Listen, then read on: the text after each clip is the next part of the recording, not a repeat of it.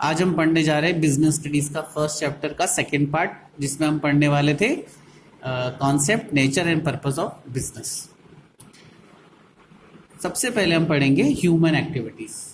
हम human activity किसे कहते हैं? ह्यूमन बीइंग के द्वारा की गई किसी भी एक्टिविटी को हम कह सकते हैं human activity. Generally human being is a social animal. हम एक सोसाइटी में रहते हैं जिसमें हम अलग अलग प्रकार की एक्टिविटीज परफॉर्म करते हैं। कुछ एक्टिविटीज से हम पैसा कमाते हैं, मनी को अर्न करते हैं।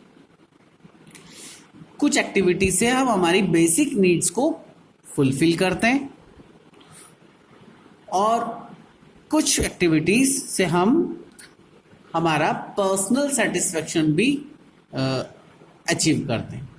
यानी हम हमारी मन की संतुष्टि के लिए भी हम कोई काम कर सकते हैं। Personal satisfaction, psychological satisfaction.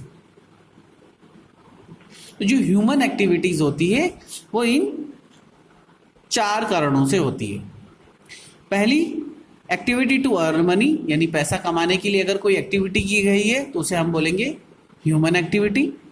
Activity to satisfy the needs, अपनी नीड्स को यानी अपनी बेसिक नीड्स को फुलफिल करने के लिए अगर हम कोई एक्टिविटी परफॉर्म कर रहे हैं उसे हम कहेंगे ह्यूमन एक्टिविटी।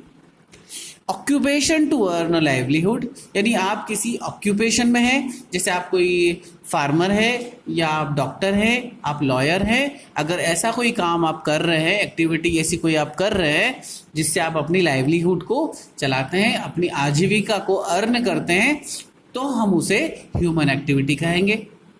या फिर कोई एक्टिविटी जिससे आप अपना पर्सनल सेटिस्फेक्शन डिराइव कर सकते हैं, यानी आप अपनी मन की संतुष्टि के लिए वो काम कर सकते हैं। जैसे आपकी मदर, वो भी एक्टिविटी परफॉर्म करती है, आपके लिए खाना तैयार करती है, आपके लिए जो different types of house hold activities होती है वो आपके लिए करती है। उस एक्टिविटी से उनको कोई पैसा अर्न नहीं होता है, केवल अपने मन के सेटिस्फेक्शन के लिए, अपने सेल्फ सेटिस्फेक्शन के लिए, पर्सनल साइकोलॉजिकल सेटिस्फेक्शन के लिए वो काम करती है।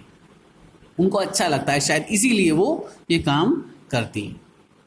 जो ह्यूमन एक्टिविटीज है इसको हम 2 पार्ट में डिवाइड कर सकते हैं।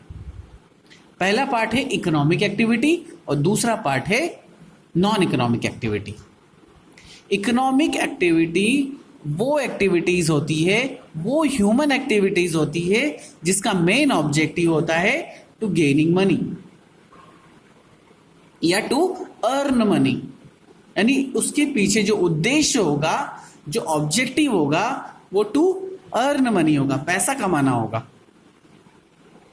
जैसे कि डॉक्टर काम करता है तो उसके पीछे उसका ऑब्जेक्टिव होता है टू अर्न मनी। लॉयर अगर काम करता है तो उसके पीछे उसका मेन ऑब्जेक्टिव होता है टू अर्न मनी। इसी तरीके से जो टीचिंग है वो भी एक तरीके से इकोनॉमिकल एक्टिविटी हम कह सकते हैं। दूसरी एक्टिविटी होती है जिसे हम बोलते हैं non economic activity. Non economic activity वो एक्टिविटीज होती है जिसके पीछे मेन ऑब्जेक्टिव कभी भी पैसा अर्न करना नहीं होता है। ये अपने साइकोलॉजिकल सेटिस्फेक्शन के लिए की जाती है। जैसे आपकी मम्मी आपके लिए खाना बनाती है, यानी उन्होंने अपने साइकोलॉजिकल सेटिस्फेक्शन के लिए ये एक्टिविटी परफॉर्म की है। इसे हम कहेंगे नॉन इकोनॉमिकल एक्टिविटी। या आपके दादाजी जो है वो टेम्पल जाते हैं तो ये एक्टिविटी भी क्या कहलाएगी? Non economic activity.